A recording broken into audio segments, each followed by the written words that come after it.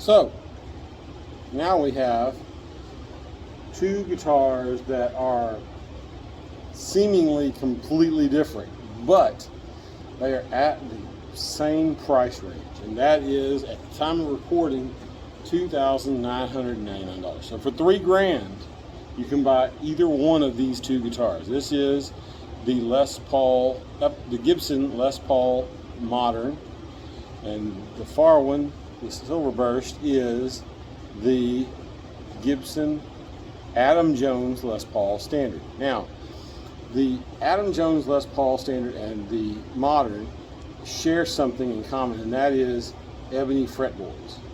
So the fretboards themselves are different shapes, but they are both ebony fretboards. So that's something that I personally enjoy because I like ebony fretboards. Now, whether you do or don't, or whether you care, is kind of up to you. But these two guitars have very similar nut widths. The necks are different.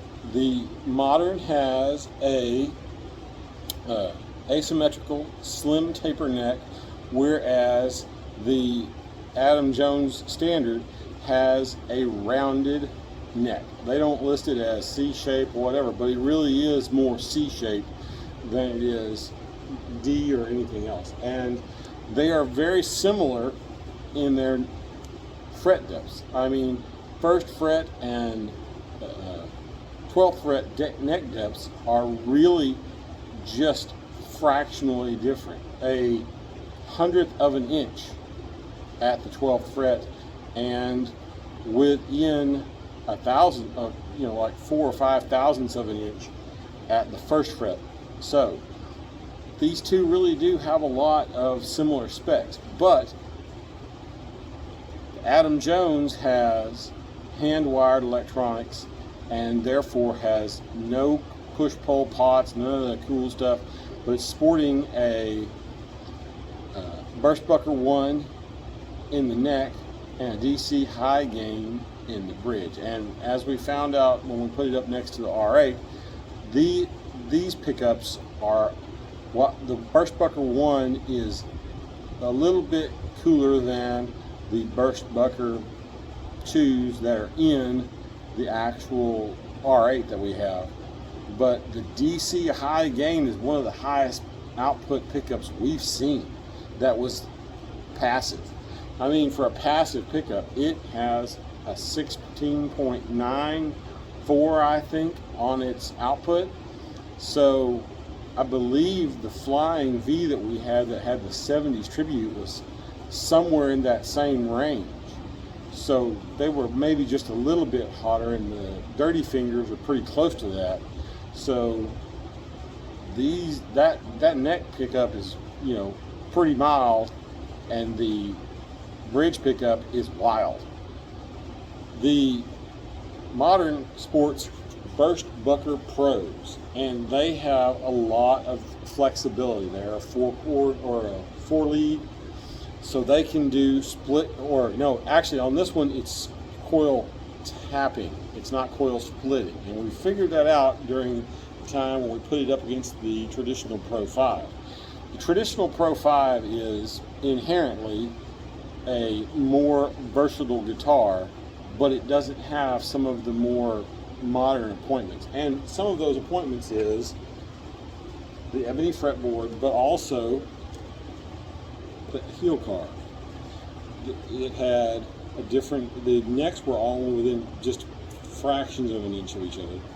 The tuners and everything are very similar, with the Trad Pro 5, and these guitars, like I say, this one has some different knobs on it than that, but overall they were very similar guitars. They just did it differently, and they had their differences with the dip switches in the back, but overall very similar guitars. Now I wound up liking this one better, so I kept the Modern, partially because of the ebony fingerboard, partially because of that, but also because I just have a thing for red guitars. and this one seems to be a two-piece top.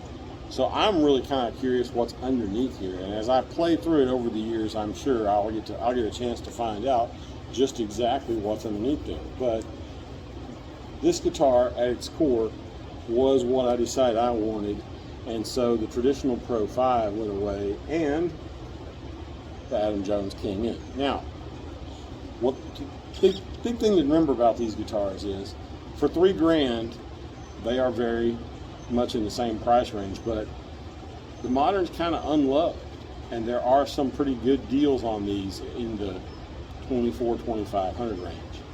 The Adam Jones guitar has been out for a couple of years, and it does have some that are out there that are less expensive as well.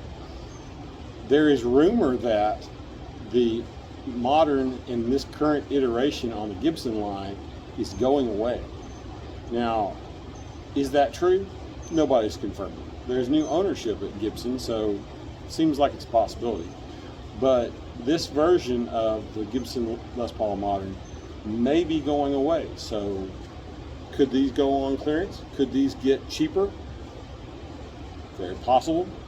They might be the next great cheap buy. But there's a lot of things that these guitars share, and you can start it off with the way the bridges are and how they're mounted, all of the hardware that goes up into it. That's very similar. Like I say, the pickups themselves couldn't be more different. Their outputs are different, their abilities are different, but they do have a great sound. So, what would you choose, and what do they sound like? That's what we're here to find out today. So today's amp selection is the 68 twin reverb reissue Fender amp for the clean tones, and then the Marshall Code 100 half stack in half stack setup. So setting number 22, I think, on that guitar, on that amp. So it has a half stack emulator on it, and so that's where we're at with that. These, like I say, everything is going to be set to 10. I'm not going to try to do any kind of cool switching or anything. I'm going to just compare them in humbucker, because it's kind of unfair to compare the single coil sounds to the sounds of the Adam Jones, since it doesn't have that. So we're just going with the Burstbucker tones, Burstbucker Pro tones out of the Modern, and then the Burstbucker 1 and DC high gain out of the Standard. So without further ado, let's get it going. Starting off in the neck on the Modern.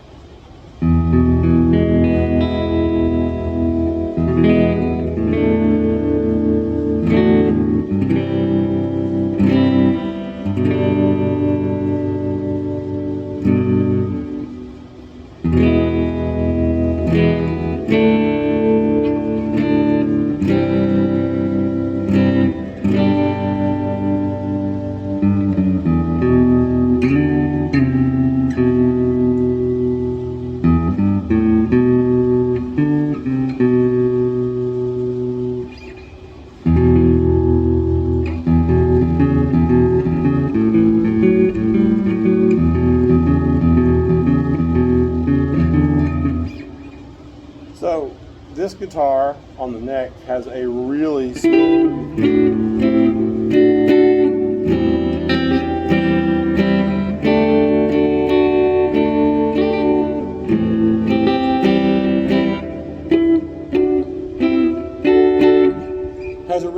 tone.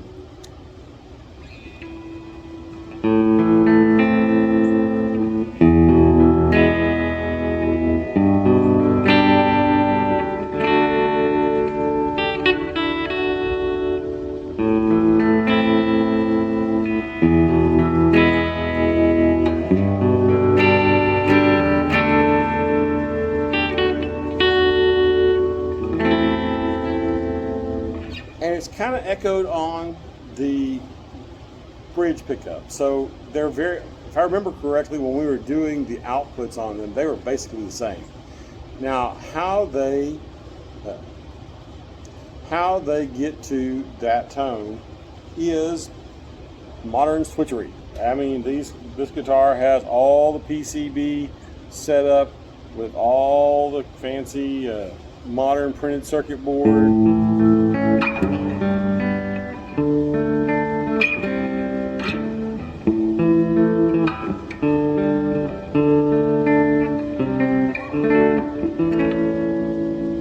So it's got a lot of great tones out of the bridge and out of the neck, and together you get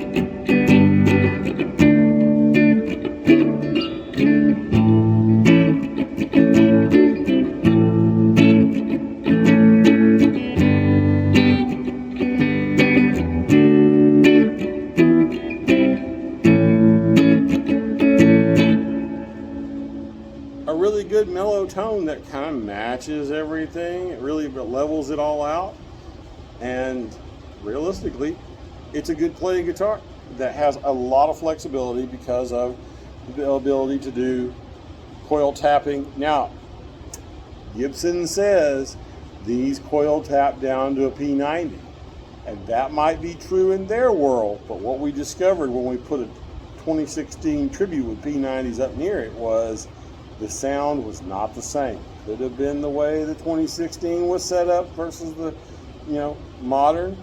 Could have been electronics, or just could be that they didn't do exactly as good a job at splitting them down or tapping them down to P90s as they thought. I'll let y'all be the decision on that. But bottom line is, how does that sound compare to the Adam Jones? Now we're up to the Adam Jones standard. Now, this guitar, while seemingly kind of goldy silver antique looking in the video, is actually almost exclusively silver. Now, there's a little bit right here along this outside edge on either side where there's some a little bit gold tone, but it is deceptive and you cannot get the picture to really capture how much more silver it really is than it seems to be in the videos. And there's just nothing you can do with it. Now, this guitar, like I say, has Burstbucker 1 DC high gain, and these two guitars have very similar feel when it comes to the neck. It has very similar, capers, the way that everything, the shape of the neck feels very similar. The nut width is just ever so slightly different, because it's mostly due to the differentiation of one guitar to the next. But overall, these two guitars have a lot of great feels, and it's really the sound that kind of changes your mind about that. So the way this guitar sounds, I think it's a bargain, but you be the judge.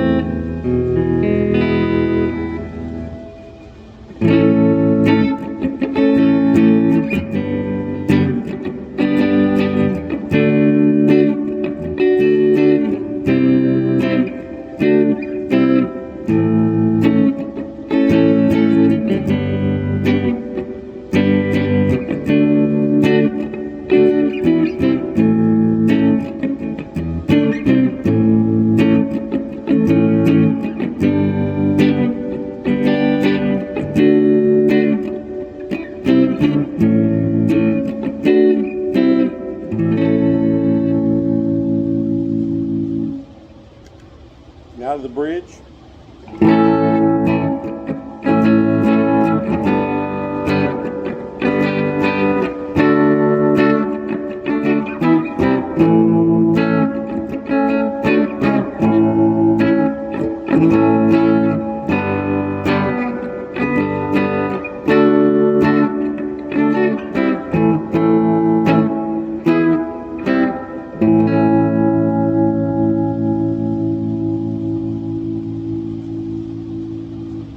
Now the reverb, twin reverb handles that really well. Most amplifiers, I am almost positive, would have broken up there.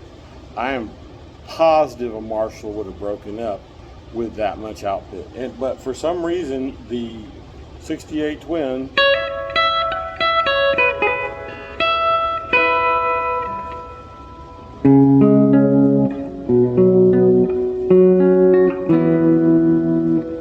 doesn't quite break up.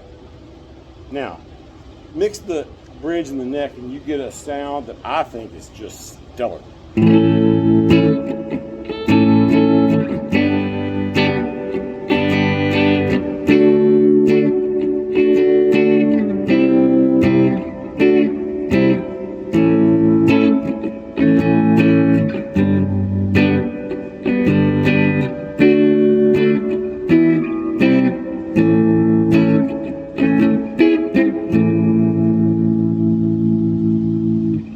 I'm a fan of that. I think this guitar, for a guitar that doesn't have any switching and stuff like that, I think it goes from mild to wild really well.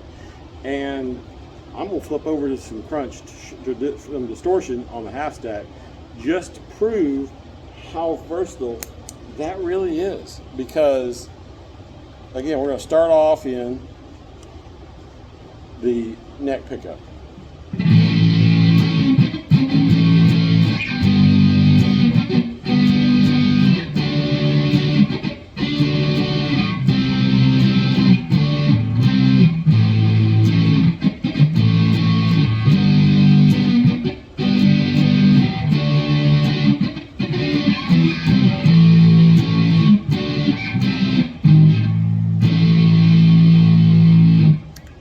Bridge.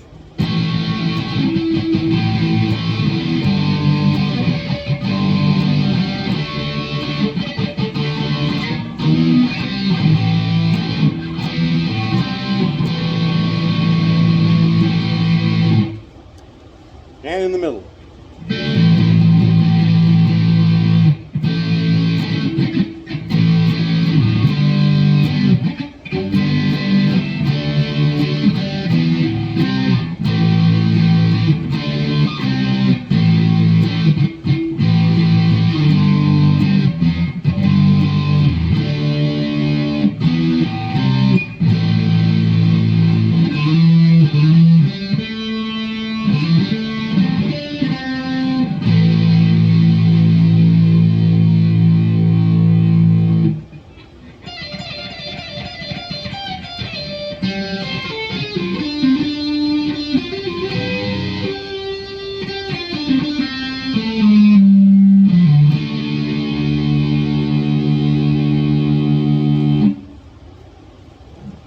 This guitar just does it really well.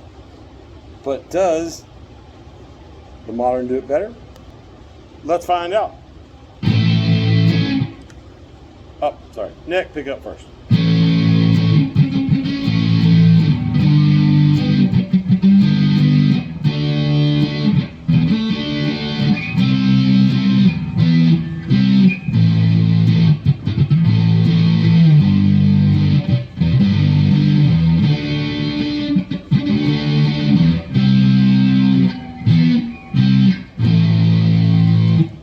Bridge.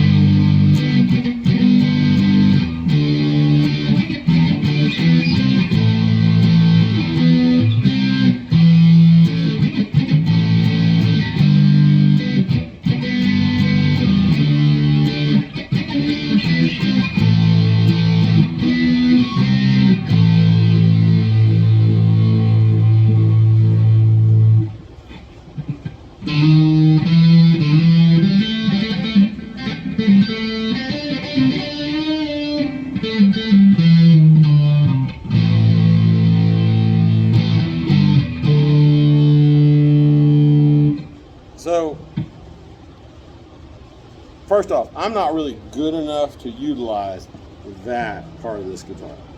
I'm gonna solo about every 500th time I pick up the guitar.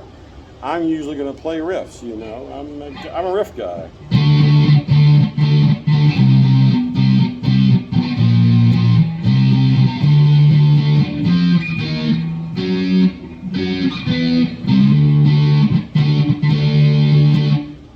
So, I don't know, man. I like that hand-wired electronics on the Adam Jones. I like the coil tapping. I like the phase reversal. Now, I will say this. This kind of does make for some fun sounds.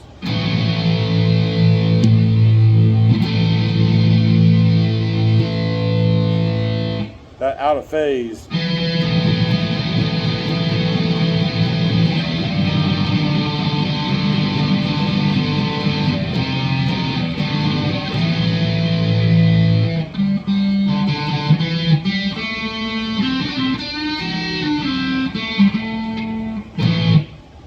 That does make for some interesting sounds, but overall, I kind of like the Adam Jones better.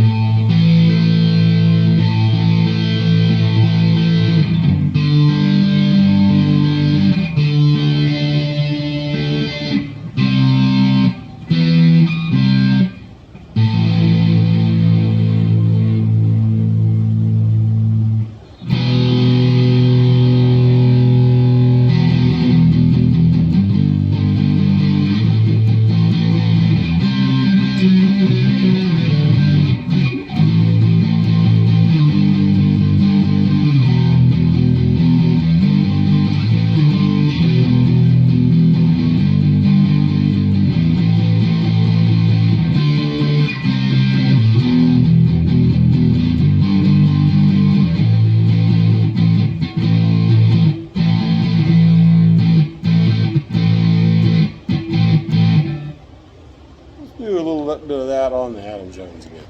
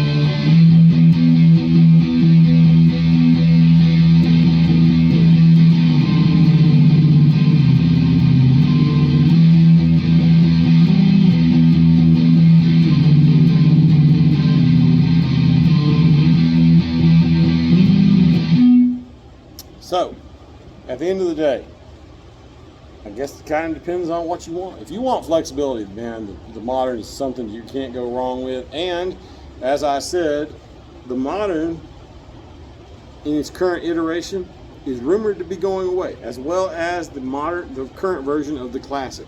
So, here pretty quick, you might be able to get a Modern and a Classic at a really great steal as they try to close them out.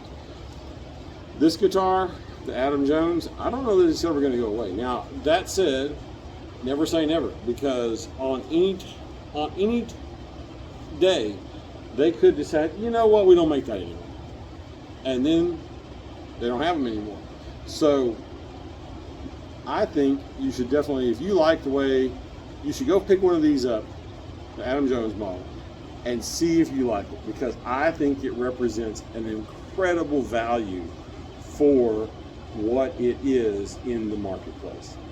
The volute on the back of the headstock that is very much pronounced compared to other ones. The the way the guitar is made, the appearance of it, and the fact that there are some places that are closing them out, or not really closing them out, but there's places like